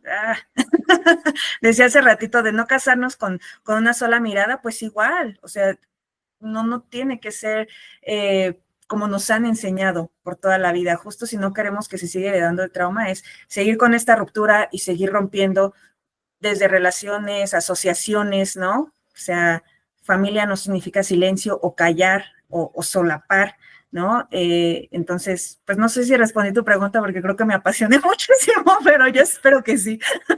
No, sí, sí, súper sí, porque además incluso creo que ocupas lo que le llamamos pues sí, tanto en fantástica como me parece que psicotrauma, que es lo Unheimlich, ¿no? El Unheimlich de Freud, también el psicoanálisis también, ¿no? Que justamente es esto, o sea, cuando un elemento cotidiano, un evento pues familiar, pues justamente se transforma en el horror, ¿no? Entonces lo podemos ver tanto en la parte de una literatura fantástica que pueda ser como, bueno, pues es el umbral hacia ver a un fantasma o es el umbral hacia platicar con uno de tus ancestros, hasta ser un elemento que te va a causar horror y terror y va a poner a la protagonista en un, pues, ¿no? En un momento muy terrorífico, ¿no? En un momento que estará debatiéndose su vida o justamente que le va a dar un escenario de abuso, ¿no? Entonces, que es como lo que pasa No existen las brujas, ¿no? Al final de cuentas es dentro de la casa de las niñas donde existe el diablo y se los dice la bruja, ¿no? O sea, ustedes vinieron a ver a la bruja, pero en su casa está el diablo, ¿no? Y ellos son el diablo. Entonces, ¿qué tanto justamente esta relación entre, entre lo que pasa dentro de una casa, ¿no? O sea, es lo verdaderamente terrorífico a comparación de lo que podría pasar afuera. ¿Qué es lo que pasó en la pandemia? ¿No? O sea, ¿por qué los números de violencia sexual y de violencia física se dispararon tanto cuando estuvimos dentro y encerrados? ¿No? Pues porque está ahí. O sea, no podemos, es que la sociedad quiere tapar con una bendita, ¿no? Un curita, una herida terrible que vive la sociedad y que pues no lo puedes tapar, ¿no? Y ahí está, y vuelve a surgir y vuelve a mostrarse, ¿no? Y bueno, pues esta vez en pandemia, pues no hay forma de alterar esos números. Y todavía faltan las que no se denunciaron, Sí, las las que que no nadie se están enteró, registradas. Exacto. ¿no? Y es un poco lo que decíamos hace rato, nos enseña que el monstruo viene de afuera, de otro mundo, que el monstruo está abajo de la cama. El monstruo a veces está en la cama junto a mamá. El monstruo a veces está comiendo en mi mesa, ¿no? A veces al estar en mi casa yo ya estoy en la boca del monstruo. No está afuera, a veces ya está en lo íntimo y en lo familiar, justo en lo cercano. Ajá, sí, fíjate que mi siguiente pregunta, justo lo que venía como muy relacionada, y creo que ya la contestaste, porque justo decía que las convulsiones de esta niña que recrean y por ejemplo, en el cuento de Ali, una de las cosas que me parece que no dije fue que ella se automutila, ¿no? Cuando viene el padre y la sorprende en su casa, ella lo que hace es rasgarse la cara con unas tijeras para justamente dejar de ser bonita y sangrarse, ¿no? Por lo menos. Entonces, como que estas heridas, pues generan esto, ¿no? O sea, como que construyen una memoria corporal, ¿no? Del trauma, lo que estamos justo platicando. Entonces, creo que ya lo respondimos o ya lo respondiste muy bien, pero justo, ¿no? O sea, como que observo que tú ocupas el cuerpo como un documento de denuncia, que es lo que estábamos platicando, ¿no? Sí, porque el cuerpo se acuerda. Sí, tienes razón, ya lo respondimos en la pregunta anterior, pero justo el cuerpo se acuerda, más allá de yo, obviamente, que a veces me cuesta olvidar el trauma, es que mi cuerpo lo vivió y lo siente, y a veces, aunque sea otro tacto, a veces, aunque sea otra persona, aquí duele todavía, aquí abajo duele todavía, mi piel sigue ardiendo. Entonces, el cuerpo se acuerda, la memoria corporal no desaparece, ¿no? Y entonces, a veces justo el incluso verme en el espejo y recordar que aquí pasó algo terrible, ¿no? Que aquí este cuerpo se convirtió en un campo de batalla. ¿Cómo olvidas eso? Que aquí hubo guerra, ¿no? Que sigue siendo guerra. Entonces esto de el cuerpo sigue teniendo memoria y entonces con el hecho de verlo o señalarlo o tocarlo vuelve a arder esa herida. Es como otro mecanismo, ¿no? De seguir pues sí, reviviendo o perpetuando, alargando el trauma, y no es algo que hagamos de forma voluntaria, ¿no? Es justo, si funciona esta terrible memoria corporal en muchas situaciones, pero bueno, hablando en específico del ultraje, ¿no? Con No existen las brujas, son dos niñas pequeñas y es una niña que pues fue abusada por su padrastro, ¿no? Y entonces esta frase que tú citaste hace ratito, señala eso, es como, bueno, o sea, no existen las brujas, existen las mujeres perseguidas, ¿no? Condenadas, ultrajadas, señaladas por ser independientes, por tener un oficio, por no ser lo que se espera de una mujer. No existen las brujas, pero sí existe el diablo, ¿no? Sí Ujú. existen todos estos diablos que han hecho crímenes terribles, que han violentado, que han dañado, ¿no? A otros seres. Entonces, bueno, no le tengan miedo a la bruja, tengan miedo al diablo que está viviendo ahí en su casa. Sí, justo, fíjate que yo soy paciente de una técnica de psicología que se llama justo así, el psicotrauma.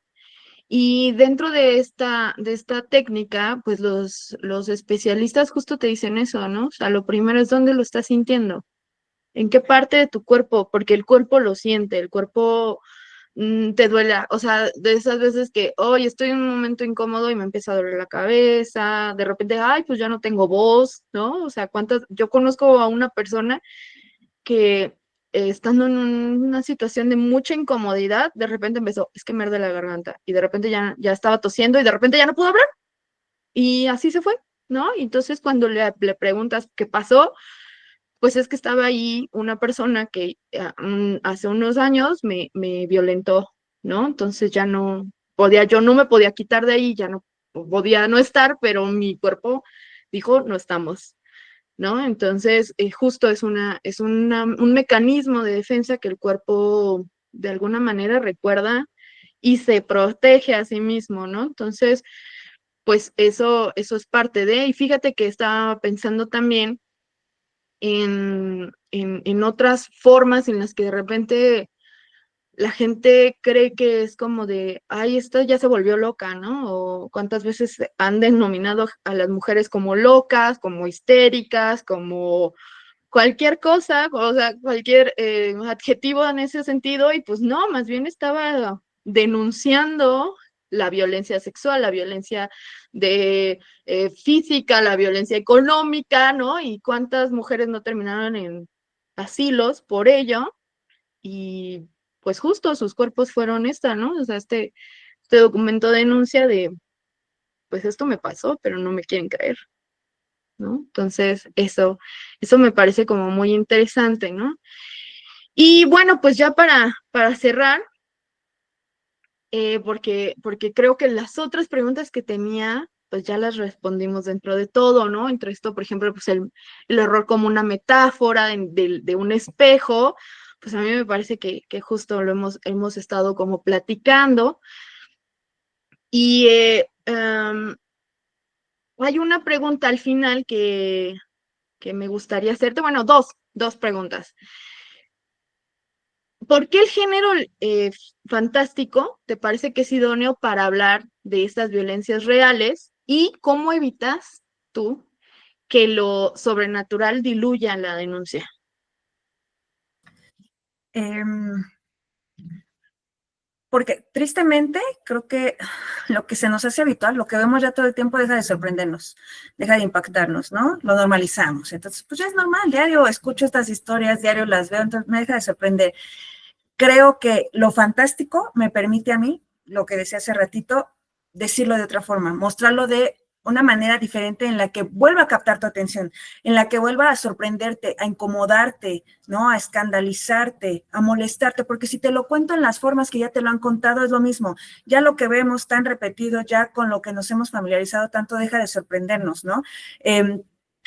Cuando es algo distinto, entonces, ¿no? Volvemos a voltear, volvemos a Ujú. ponerle atención, nos vuelve a hacer sentir algo. Entonces, creo que lo fantástico me permite eso, me permite no darte más de lo mismo, o bueno, no mostrártelo de la misma forma, sino hacerlo con mecanismos distintos, desde lugares diferentes, desde romper tiempo, espacio, potenciar no solo el lenguaje, sino las posibilidades, darle más armas a mis personajes y darle otro tipo de armas y herramientas a los lectores, a las lectoras, para que vean el mismo mensaje, pero insisto, desde otro lugar. Y con eso creo que sí se consigue que te vuelva a impactar, ¿no? Que a lo mejor algo que ya no te generaba nada, que ya no te sorprendía, que ya no te escandalizaba, te vuelva a dar ahí en la llaga, ¿no? Que te vuelva, decía yo, a perturbar, a incomodar. Entonces creo que por eso lo fantástico, mucho tiempo se tuvo los géneros, no miméticos fuera del canon, como que no era literatura seria, porque evadían la realidad. Yo creo, como muchas autoras y autores, que lo fantástico no escapa de la realidad. Creo que los géneros especulativos son los que mejor diseccionan la realidad, justo porque no usan sus herramientas mismas, usan otras herramientas. Creo que son los que mejor examinan la realidad y los que tienen más posibilidades y distancia para analizarla, denunciarla, criticarla, la realidad misma. Entonces creo que por eso lo fantástico es como el género ideal, no el único, insisto, la denuncia se puede hacer con todos los géneros y no solo desde la literatura, desde muchos otros medios, pero a mí, creo que el fantástico y el terror me han dado, incluso la ciencia ficción que también la amo, me han dado esta voz distinta, esta mirada distinta, estas herramientas distintas para que te vuelva a impactar. Este tema que no es algo nuevo, que es algo que es terrible, pero que quiero justo que nos vuelva a impactar para que ya no siga pasando, para que ya hagamos algo. Y yo sé que sueno súper, pues súper romántica, súper así, cuando digo esto, porque claro, no es que mi libro va a cambiar algo, no es que ya vas a leer a Yasmín y ya va a dejar de existir la violencia de género o cualquier tipo de violencia, no, pero, o sea, no sé, yo sí tengo como esta idea o esta convicción de que de pequeñitas acciones se llega a grandes acciones, y si de discurso en discurso, desde una y otra historia, podemos llegar a la reflexión, si una persona lee uno de mis cuentos y se identifica, ya sea desde un sitio u otro, desde a mí han ejercido contra mí una violencia o yo he ejercido esta violencia, y logran reflexionar y logran analizarse y un poquito decir, bueno, ¿qué puedo cambiar? Ya no quiero que siga pasando, porque si así de terrible suena en la literatura, siempre lo digo, pues ¿cómo ha de cómo ha de verse en la realidad? Pues mucho más terrible, ¿no? Entonces, es eso, a veces lo cotidiano ya no basta, a veces lo realista ya no basta, ya no nos da las herramientas, a veces hay que buscar más signos, más lenguajes, y creo que el fantástico te lo da. Lo sobrenatural creo que no diluye la denuncia, creo que la sostiene. En todo caso, creo que se fue un pilar súper fuerte cuando ya todos los demás se cayeron, cuando ya todos los demás pilares de la realidad se han derrumbado. Creo que entonces el pilar que es lo fantástico o lo sobrenatural o lo extraordinario siguen todavía fuertes, por lo mismo de que pertenecen a lo desconocido y no están tan manoseados por nosotros, no están todavía pues sí, ya tan trastocados, ¿no? Entonces creo que vuelven la denuncia más potente, en todo caso, al permitir que atraviese lo conocido, ¿no? Decía yo, al permitir que atraviese incluso signos tan inmediatos como tiempo, espacio o las leyes mismas, ¿no? Al crear otras leyes, al crear sus propias leyes, lo sobrenatural, creo que permiten que la denuncia se sostenga. Y yo espero lograrlo en mis cuentos. Sí me importa mucho, más que entretener con mis historias, sí me importa mucho el inquietar, el llevar a la reflexión. Entonces yo espero que sí te encante y te enamores de la historia de mi bruja y mi demonio y mi fantasma y mi monstruo, pero que más allá de esa historia tú alcances a ver que el verdadero mensaje es esta denuncia, es este pronunciamiento, ¿no? Justo, me encantó tu pregunta. No me gustaría que en lo sobrenatural se terminara diluyendo esta voz que es la que a mí me interesa, ¿no? Quiero que alcances a ver que la bruja y el fantasma y el monstruo lo que hacen es sostener la voz de estas víctimas, de estas mujeres, de estos los desprotegidos, de estos los marginales, ¿no? Entonces, yo espero lograrlo y lo seguiré intentando cada que escriba, pero sí, yo creo que el fantástico y el género fantástico y lo sobrenatural, más que limitarme, creo que justo me dan muchas más oportunidades para seguir señalando y hablando y denunciando y exhibiendo, ¿no? Todo esto, todas estas injusticias y violencias y todas estas realidades terribles con las cuales ya no quiero lidiar, pero tengo que, y entonces uso la literatura. Justo, fíjate, me encanta que estemos tan conectadas, porque hacia allá va mi última pregunta, que ya es como más general, ¿no? O sea, me parece que en ambas muestras de obra, como la tuya y como la de Amporo, pues se muestran estas realidades y estas resistencias que muchas veces fracasan, ¿no? La bruja es perseguida, ¿no? Por todo este pueblo que no acepta su propia pobredumbre. Y pues, por ejemplo, Alice, la de la chica de subasta, pues no hace más que protegerse a sí misma, no, la subasta pareciera que continúa, ¿no? Entonces, incluso considero, por ejemplo, que la bruja, pues no hace más que devolverle al pueblo su crueldad, ¿no? Que de hecho ella a sí misma lo dice. Entonces me gustaría preguntarte, ya por último, ya para cerrar esta gran entrevista, es ¿qué papel juega la esperanza en tu obra? ¿No? O sea, ¿crees que puede la literatura fantástica latinoamericana imaginar futuros de liberación? Sí, sí, sí, totalmente. Yo creo que sí, a lo mejor voy a sonar muy optimista, pero sí lo creo. A lo mejor, yo siempre lo he dicho, ¿no? O sea, si buscas finales felices, aquí no es. En la literatura de Jazmín García Vázquez no vas a encontrar finales felices, pero no es como que yo los rehuya o yo diga no existen, ¿no? O sea, no. Es que justo yo quiero exhibir la parte terrible, ¿no? La parte terrible, la parte que yo no quiero que pase o que siga pasando, para que después de haber leído el cuento busquemos las posibilidades o imaginemos las posibilidades de cómo podemos salir, ¿no? De estos escenarios tan terribles que marca Jazmín. Entonces, eh, hasta hace muy poco, la verdad, no figuraba mucho la esperanza. Creo que sí era como, bueno, pues voy a exhibir lo que conozco o lo que me duele, ¿no? Lo que me trastoca, lo que quiero decir es terrible. Pero últimamente, yo creo que de un par de añitos para acá, sí tengo mucho esta consigna de quiero que el mensaje sea sí desolador, sí de mira cómo estamos, pero también esperanzador de podemos cambiar este lugar en el que estamos, ¿no? Creo que la sede es un muy buen ejemplo. También no existen las brujas. Creo que estos finales terribles y contundentes también son muy esperanzadores. Esto de el mundo está a punto de arder no es otra cosa que las cosas van a cambiar, ¿no? Porque cuando algo se quema, se transforma y tú no sabes qué va a renacer o qué vas a encontrar después de las cenizas. Entonces, el mundo está a punto de arder, es que todo se va a destruir y a lo mejor se vuelve a construir. Entonces, todo se va a deshacer, pero a lo mejor algo nuevo nace. El mundo está a punto de arder, las cosas van a cambiar. Y este final de la sed, que también me encanta, ¿no? Esta bruja nahual vampira que descubre su naturaleza monstruosa, pero que no huye de ella, sino que la abraza, ¿no? Y que incluso siento que la ve como un impulso de, mira, yo creo que a mis 50 mi vida ya se terminaba porque eso es lo que me dice la sociedad, pero aquí entra lo sobrenatural y lo fantástico a decirme, no, mamacita, apenas comienza, tienes mucho que dar todavía. Y es no huir de lo monstruoso, no huir de los adefesios de estos niños, ¿no? Deformes, monstruosos, de estos engendros, sino igual, abrazarlos, buscarlos con todas las posibilidades que ellos me permiten, ¿no? Entonces, esto de tú eres la estrella, ¿no? O sea, yo soy la estrella, te escuchas decir, quieres buscar a todos los engendros, nunca volverás a estar solo. O sea, toda esta parte final me parece muy esperanzadora. Es ella encontrando un nuevo destino, encontrando una nueva yo dentro de a lo mejor este cuerpo que ya conocía, pero que vuelve a conocer o que justo posee ya nuevas posibilidades. Entonces, creo que en este libro y en los que vengan, yo espero ya hay mucha más esperanza y no con eso digo que ya no va a haber terror, muerte, destrucción o que mis finales ya van a ser felices, no, porque pues no es mi estilo. Lo que digo es que justo en estos finales también se pueden alcanzar a ver nuevos principios, ¿no? ¿Qué es lo que pasa con estas dos brujas? Cuando existen las brujas se entiende que en el mundo está a punto de arder, va a haber también un nuevo inicio. El final va a implicar un nuevo inicio.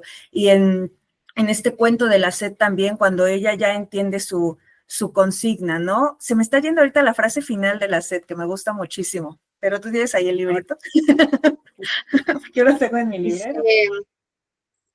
ahí, ¿dónde está? Ajá, dice, yo soy la estrella, te escuchas decir. Tus hijos aprenderán a hablar su propia lengua. Una vez que la palabra sea suya, el mundo también lo será. Es lo mismo, es esta reapropiación, ¿no? No es una amenaza de vamos a destruir y conquistar el mundo, no, es vamos a reapropiarnos de este espacio que se nos han negado, que nos han dicho que el mundo no es nuestro, de nosotras mujeres o de las minorías, etcétera, no es. Claro que sí, ¿no? O sea, voy a inventar mi propia realidad, voy a inventar mi propio lenguaje, porque todo lo que existe, la mayoría de lo que existe nos juega en contra, desde el lenguaje, ¿no? O sea, todo está construido desde una mirada patriarcal, pero es como yo voy a inventar mis propios lenguajes, mis propias leyes, ¿no? Y entonces, una vez que, aquí lo dicen, ¿no? Que la lengua les pertenezca, el mundo también, pero es también estos pronunciamientos de una vez que yo resignifique lo que me rodea, el mundo se van a abrir las posibilidades. El mundo también va a ser mío, no en esta onda de villana, quiero conquistar el mundo, sino quiero habitarlo, solo eso, quiero poder habitar tranquila el mundo. Y creo que en este libro se ve en muchos finales, en muchos, muchos finales, ya más esperanza, se ven nuevos comienzos, ¿no? Se ven nuevos inicios. Y creo que sí, la literatura latinoamericana, especulativa, fantástica, creo que está en un momento preciosísimo donde más que negar nuestra historia, porque la mirada eurocentrista nos ha enseñado a, ay, pobrecitos, ¿no? A sentirnos avergonzados de nuestra identidad, más que negar nuestra historia es ya abrazarla y reapropiarnos de ella y decir, había cultura antes de que llegaras, ¿no? O sea, y sigue habiendo, y mira toda esta riqueza que poseímos, y a lo mejor no es lo mismo que tú entiendes por riqueza, pero seguimos teniendo muchas, muchas cosas que valen la pena aquí en Latinoamérica. Ya no es renegar de nuestra identidad, sino justo, o sea, reapropiarnos de ella y decir, el mundo va a volver a ser mío. O sea, el hecho de que me digas tercermundista, que estamos en la orilla, que no tenemos posibilidades, cultura, lenguaje, no, es otro lenguaje que a lo mejor tú no conoces, ¿no? Y que me va a abrir otras puertas y el mundo me va a pertenecer a través de ese otro lenguaje, de esa otra historia, de esas otras formas de vivir. Entonces creo que sí, Latinoamérica tiene muchas herramientas, oportunidades para hacerse ver y no desde el estigma negativo que nos han enseñado o al cual nos han limitado, ¿no? Creo que tenemos que voltear a ver lo cercano y a resignificarlo, que nuestra historia, nuestra cultura y nuestra identidad no es mala, que no es malo el lugar en el que estamos, si podemos, vuelvo a lo mismo, resignificarlo, transformarlo, ¿no? A través de acciones, de miradas, de decisiones. Entonces, ahorita ya yo sé que suena así como de, ay, pobrecita, pero sí quiero creer que sí hay mucha esperanza, que la esperanza no solo va a hacerse cada vez más presente en mi literatura, sino en nuestra realidad, y que Latinoamérica todavía tiene muchísimo, muchísimo que dar. Ahorita lo está dando todo en la literatura, pero en distintos ámbitos siento que podemos, pues sí, como una especie de, ajá, del mundo está a punto de arder. Latinoamérica, que es el monstruo del mundo, porque así nos han hecho ver, Sí, sí, sí. pobrecitos, ahí el deforme, el monstruo, que podemos desde ese sitio volver a pronunciarnos, ¿no? Volver a hablar y hacernos escuchar.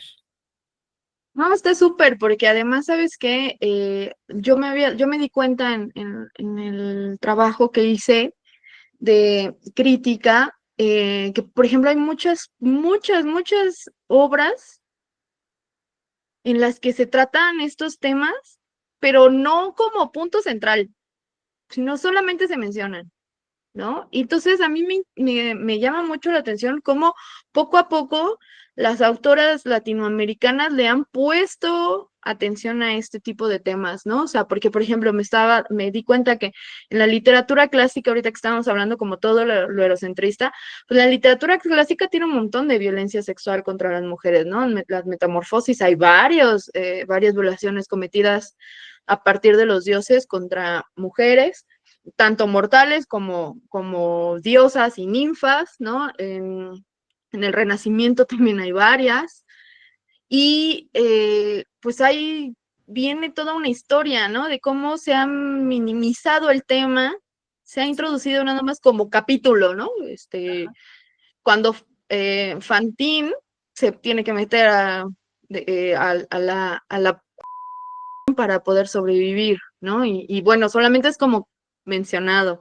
Y así, entonces, ¿cómo ha ido evolucionando al punto de que las autoras latinoamericanas lo están poniendo en el foco, ¿no? Y entonces ya no es un capítulo más ahí mezclado con otras cosas, sino que es el punto central de toda la historia, ¿no? Entonces, creo que esa es una parte muy, muy interesante de cómo se está utilizando estas realidades que se han vivido, pero que las escritoras latinoamericanas, eh, pues la están, justo lo que dijiste, resignificando, ¿no? Y justo, o sea, ya sí está pasando esto, pero también podemos resurgir y lo podemos reconquistar y podemos retomarlo, ¿no? Y sí, creo que a veces pudiese ser como, como dijiste, como muy optimista, ¿no? Lo que estabas diciendo, pero creo que es parte de, pues lo importante, si no, imagínate, a mí me parece que sería muy triste solo quedarnos con eso, ¿no? O sea, creo que parte de la resiliencia que tenemos las mujeres porque somos seres, o sea, se ha visto que somos seres súper resilientes, a pesar de que hemos vivido todo esto, pues aquí seguimos y nuestras abuelas siguieron criando hijos y siguieron trabajando y siguieron manteniendo y las anteriores siguieron siendo agricultoras y siguieron siendo artesanas y siguieron siendo, ¿no? Y siguieron siendo a pesar de, entonces la resiliencia en las mujeres, pues es un símbolo muy, muy importante y, y que ahorita lo estemos teniendo como en el foco, a mí me parece muy importante porque quiere decir que si lo resistimos, lo superamos y seguimos viviendo y lo superamos, pues podemos encontrar algo de esperanza en el futuro, ¿no? Entonces, pues te agradezco también a ti por brindarnos este pequeño foco de luz al final del túnel para decir, bueno, pues simplemente hay que hacer que el mundo arda y lo volvemos a construir, sí se puede, como que no, sí podemos reconstruirlo. Eso, esa es la actitud. Entonces, pues bueno, pues así llegamos al final de este viaje entre los abismos y las resistencias que nos brindas, Yasmín, ¿no? Y que has planteado con tanta maestría en tu obra. Muchísimas gracias. Entonces, eh, espero que puedas seguir compartiendo con nosotros estas reflexiones, estas perspectivas tan poderosas que hacen que la literatura siga creciéndose, ¿no? Que pueda seguir desentrañando estos monstruos, ¿no? Que acechan en lo cotidiano y por recordarnos que a veces la literatura es el mejor exorcismo. Muchísimas gracias, Yasmín. Ay, me encantó esa frase, me encantó, ya, la voy a adoptar, me encantó. La literatura como exorcismo, sí, nos permite liberar muchos demonios, ¿no? Yo tengo ahí una frasecita, me pidieron una vez como para una biografía, y yo puse, no escribo para sacar mis demonios, sino para entenderme con ellos, entonces justo exorcizarlos, hablar con ellos, qué onda, cómo te llamas, quién eres, qué quieres, sacar lo que no, ¿Qué necesitas? apropiarnos de lo que sí, entonces me encantó, la literatura como exorcismo.